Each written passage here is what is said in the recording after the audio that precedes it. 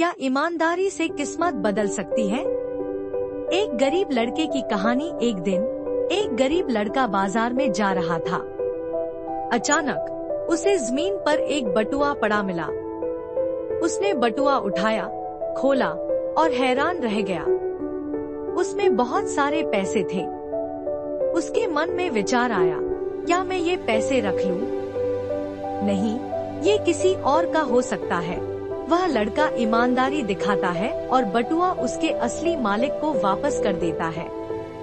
बटुआ का मालिक हैरान होता है और कहता है, बेटा, आज के समय में इतनी ईमानदारी, मैं तुम्हें इनाम देना चाहता हूँ। फिर वह आदमी लड़के को नौकरी की पेशकश करता है, जिससे उसकी जिंदगी बदल जाती है।